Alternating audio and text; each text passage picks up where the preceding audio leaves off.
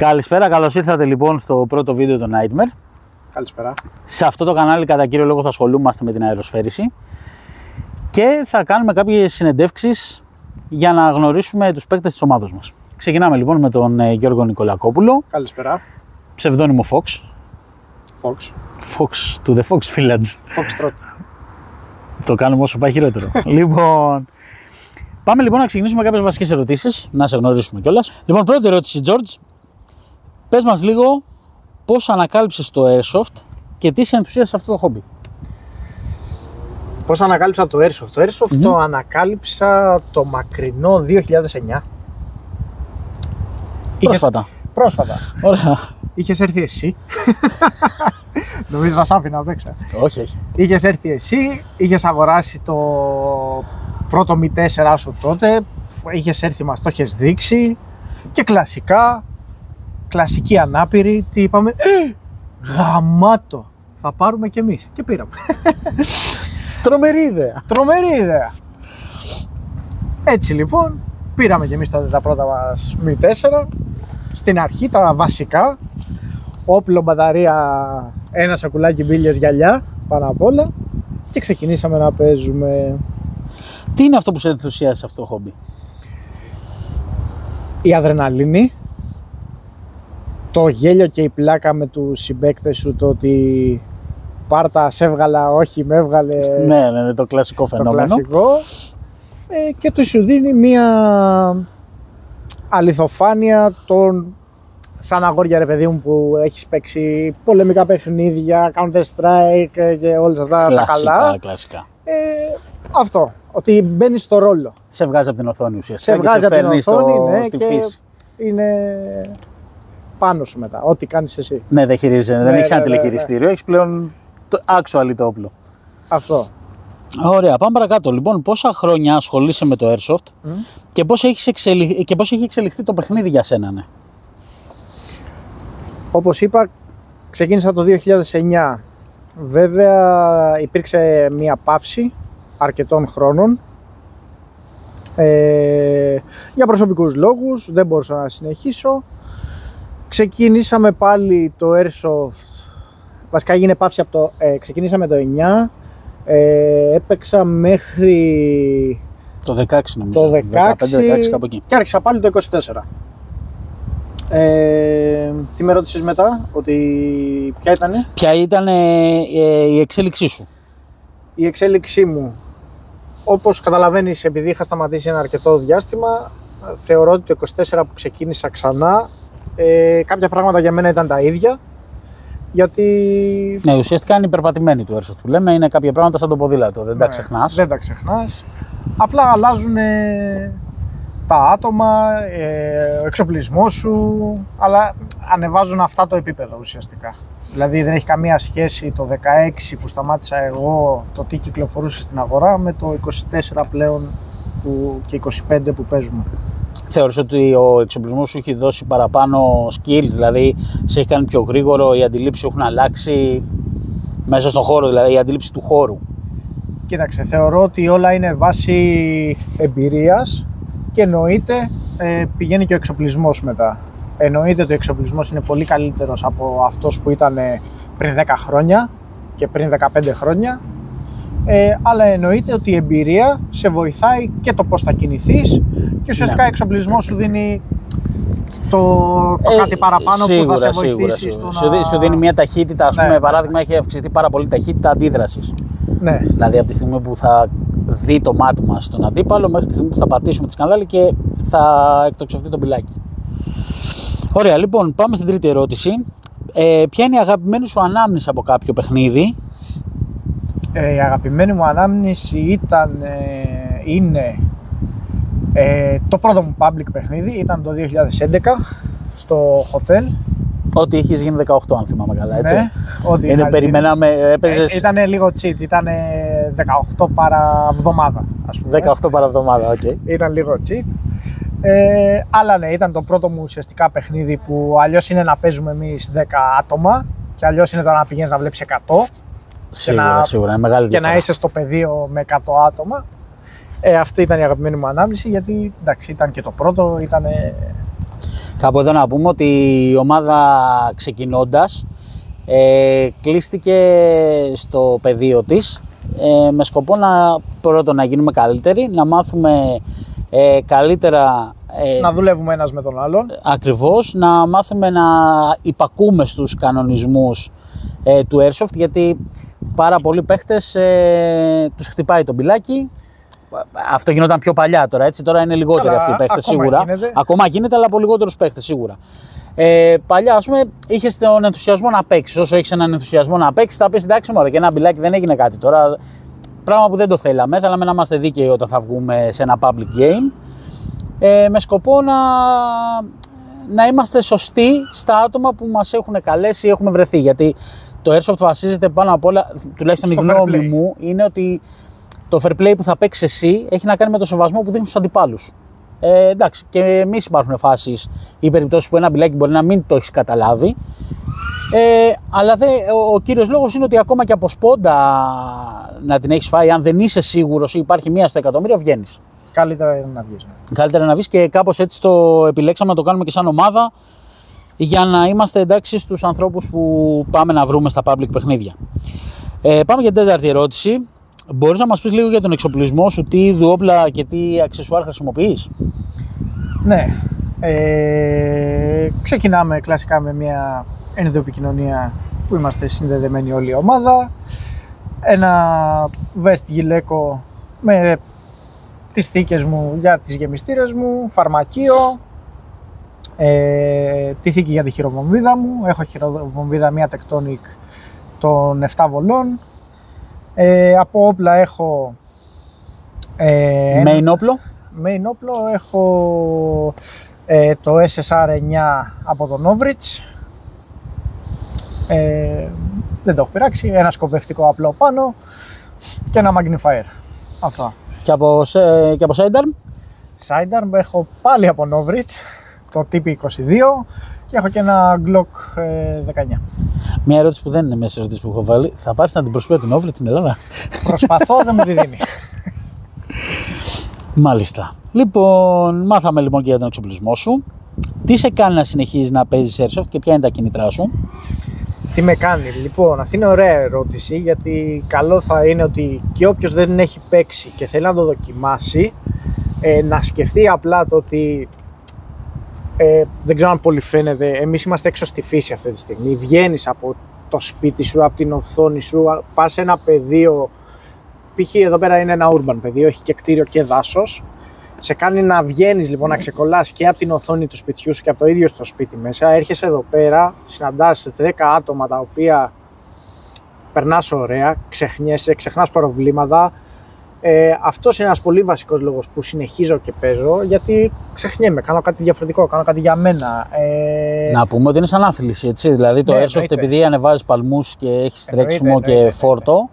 Μόνο με ένα γυλαίκο να φοράς πάνω σου, τελειώνεις το παιχνίδι, βγάζεις το γυλαίκο και είσαι μουσκεμα. Μουσκεμα, πραγματικά. Μουσκεμα. Και από την αδρεναλίνη και από το τρέξιμο, με όλους τους παράγοντες βοηθάνε και να υδρώσεις και να αθληθείς και να γυμναστείς. Και το καλό στην ομάδα, να προσθέσω κι εγώ, είναι ότι είναι πολλές φορές που ανεβαίνουμε με προβλήματα επάνω, όπως έχουμε όλοι καθημερινά, και η ομάδα, οι άνθρωποι σου, οι φίλοι σου είναι εκεί για να σε στηρίξουν, να σε κάνουν να χαμογελάσεις, να φύγει λίγο το βάρος και πολλές φορές να σε στηρίξουν κιόλας. Και πρακτικά. Ναι, και πρακτικά σε πράγματα που άλλοι ίσως, δηλαδή οι γνωστοί σου, απλά να μην έχουν την όρεξη ούτε τη διάθεση να βοηθήσουν. Εμάς και το μότο μας έτσι κι αλλιώς είναι το μία ομάδα, μία οικογένεια.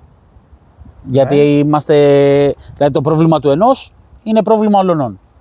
Δεν αφήνουμε προβλήματα είτε προσωπικά είτε της ομάδος, τα λύνουμε όλα και προσπαθούμε να συνεχίσουμε για το καλύτερο. Λοιπόν, πάμε στην επόμενη ερώτηση. Αλτσχάιμερ, παιδιά, είμαι και κάποιες ηλικίες. Λοιπόν, τι σε κάνει να συνεχίζεις? Ποιες είναι οι προκλήσεις που αντιμετωπίζεις σε ένα παιχνίδι Airsoft και πώς τις ξεπερνάς? Οι προκλήσεις σε ένα παιχνίδι Airsoft. Μία πρόκληση που μπορείς να συναντήσεις είναι είτε το πεδίο να σου είναι δύσκολο και το πώς θα κινηθείς και πώς θα βρεις τον τρόπο να κερδίσεις την αντίπαλη ομάδα, Μια πολύ απλή πρόκληση μπορεί να είναι ότι ο αντίπαλος που έχεις απέναντι να είναι αρκετά καλός ή το όπλο του να είναι αρκετά καλό και να πρέπει να τον κοντράρεις. Εννοείται ότι αυτά όλα τα ξεπερνάς με την ομάδα σου, βοηθάει ο ένας τον άλλον και να κερδίσεις και να περάσεις ένα κτίριο δύσκολο και ουσιαστικά αυτό που εκεί που θέλω να καταλήξω είναι το ότι βάζει το μυαλό σου να δουλέψει. Ναι, γιατί δεν υπάρχει επιλογή εκεί. Έτσι. Και μπορείς να καταφέρεις, θεωρώ, σχεδόν τα πάντα. Αν παίζεις ομαδικά, ναι, σίγουρα. Ναι, δηλαδή, αν όλη η ομάδα στηρίζει και πουσάρει, σίγουρα. Να πας μόνος σου να βγάλεις 10 άτομα, συζητάω το ότι. Εντάξει, δεν είμαστε στο Hollywood, έτσι, δεν είσαι Ναι. John Wick. Εντάξει, μπορεί να γίνει. Επειδή κάποιοι μπορεί το να βλέπουν γίνει. John Wick, γι' αυτό το λέω. Ναι, εντάξει, καλό είναι να μην το βλέπουν γιατί παίζουμε και όπως έχω έρθει να παίξω εγώ, έτσι έχει έρθει να παίξει και ο δίπλα, έτσι έχει έρθει να παίξει ο κάθε ένας από εμάς. Δεν βοηθάει αυτό σε κάποια φάση. Έχεις κάποιο αγαπημένο σενάριο παιχνιδιού ή ρόλο που προτιμάς να παίζεις εσύ? Αγαπημένο σενάριο παιχνιδιού.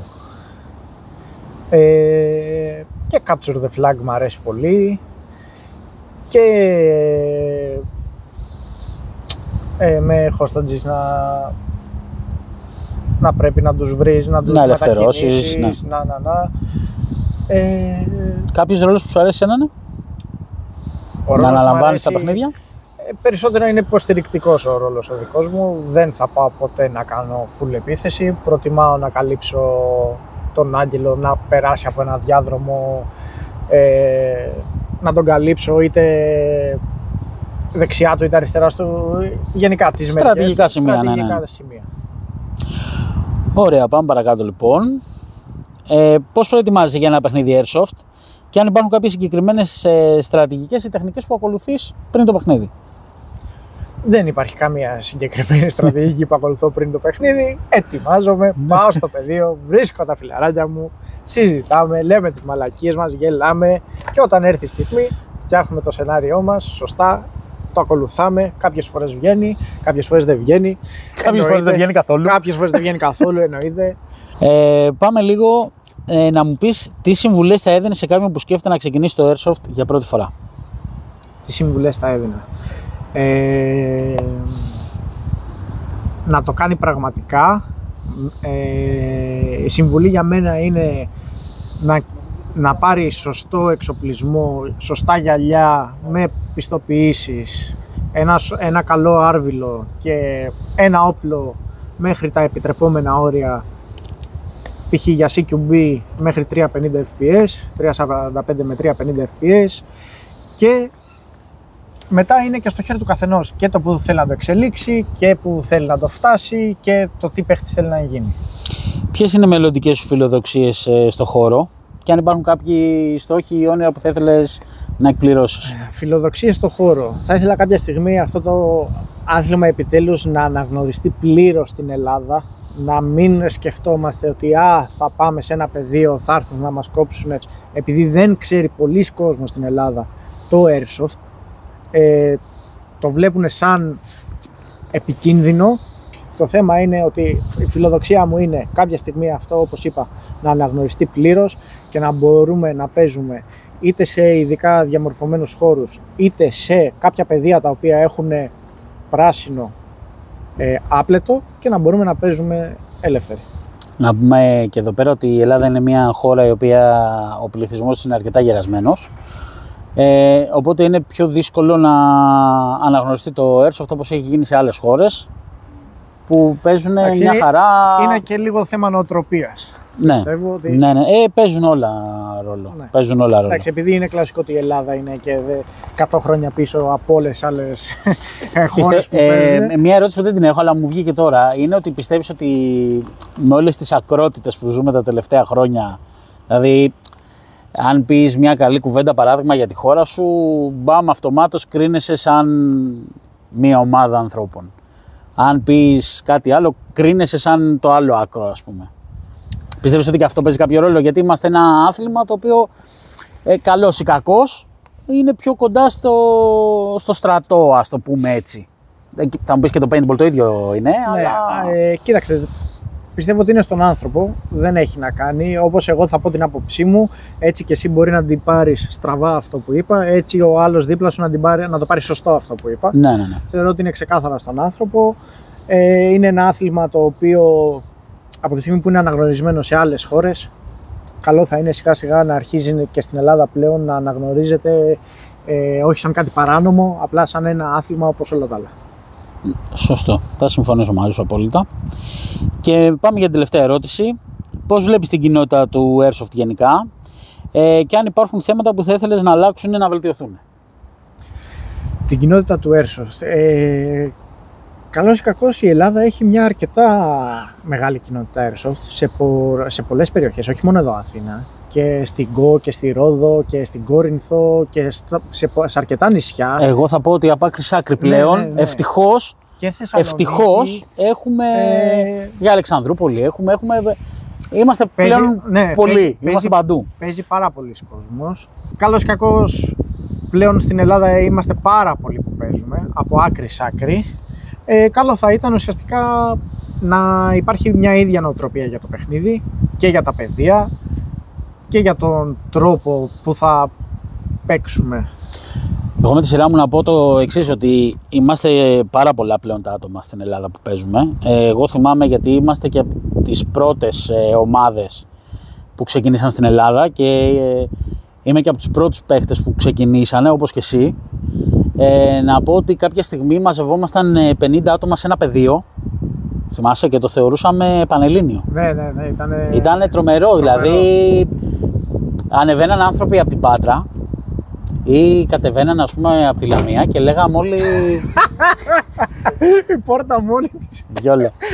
Εντάξει, αυτά να πούμε ότι συμβαίνουν γιατί είμαστε σε εξωτερικό χώρο. Έτσι, οπότε δεν ξέρω αν ακούγεται και ένα ντρόν που μας έχει σπάσει τα νεύρα λιγάκι. 2 είναι. Ακόμα κάτι, τι είναι καλύτερο από ένα drone? 2 drone.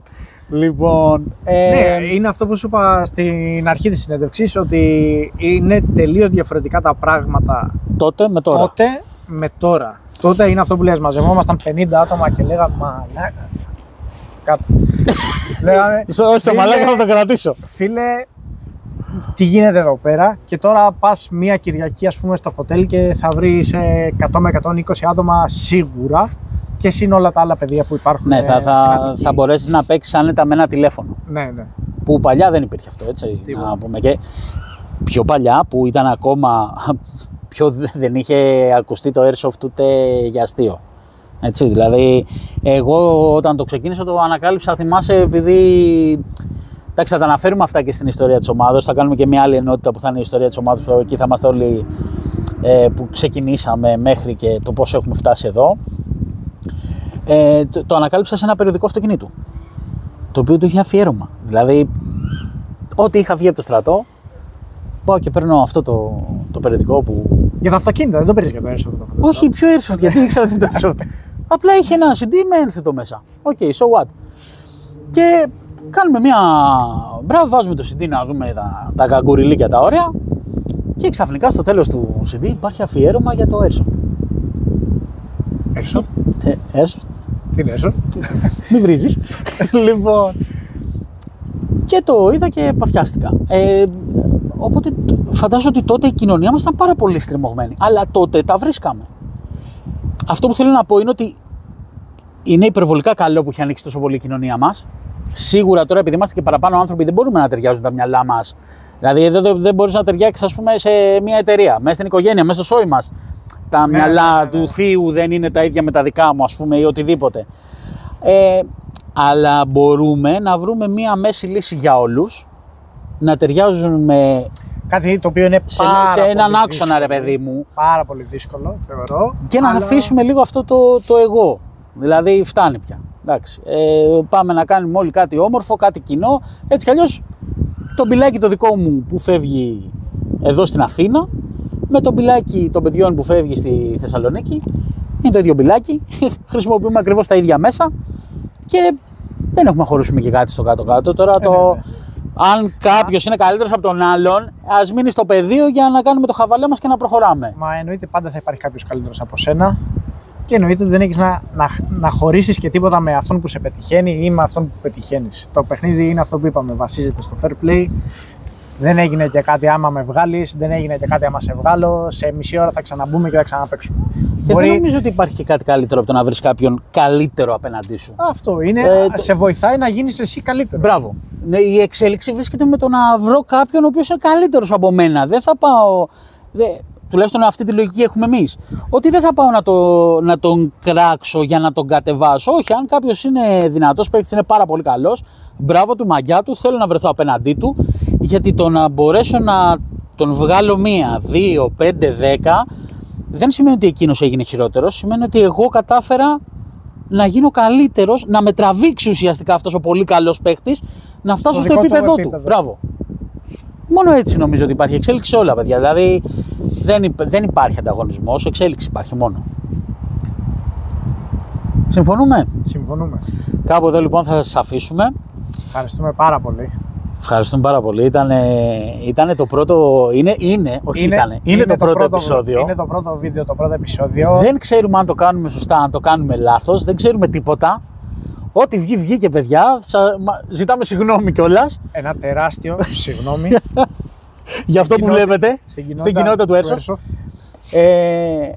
Ωστόσο, θα θέλαμε πάρα πολύ να μας γράψετε από κάτω στα σχόλια τι μπορούμε να διορθώσουμε, τι θεωρείτε ότι θα ήταν καλύτερο, πώς σας φάνηκε. Στο YouTube, το οποίο είναι ένα καινούριο βήμα για μας, γιατί η ομάδα είπαμε ότι είναι ήδη 15 χρόνια, τώρα 1η Τρίτου του 25 θα γίνει 16 χρονών ομάδα, αλλά στο YouTube είναι η πρώτη μας μέρα. Η εξέλιξη μας είστε εσείς. Τα πρώτα λεπτά. Και το πρώτο μοντάζ. Μην κάνεις, ανέβασέ το έτσι. Φαντάζεσαι, δεν θα βγει καθόλου. Δεν θα βγει καθόλου. Όλο dislike από κάτω. Λοιπόν, αυτά ήταν ο Γιώργος μαζί μας. Γιωργάρα μου. Ευχαριστώ πάρα πολύ. Και σιγά σιγά θα γνωρίσετε και τους υπόλοιπους Nightmare. Καλή συνέχεια. Ναι, λέω να κάνω.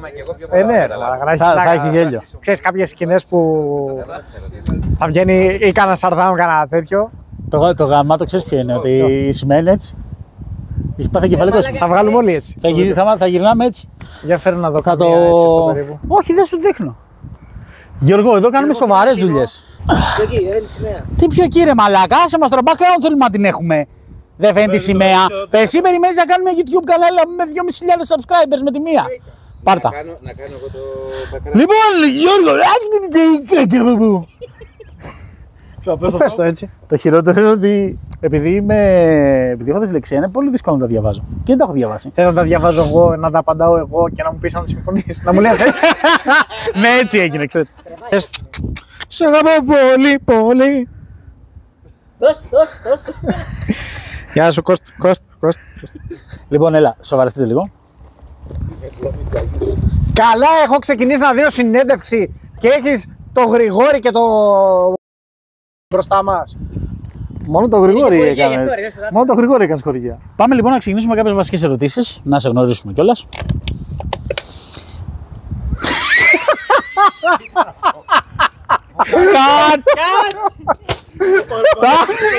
Να σε γνωρίσουμε κιόλας. Δεν θέλω να φανταστώ καν πώς ακούγεται από τα μικρόφωνα αυτό. Άμα ήταν ο Κώστας εδώ θα νομίζω ότι ήταν η μέση του. Ότι κάτι ξεβιδώθηκε.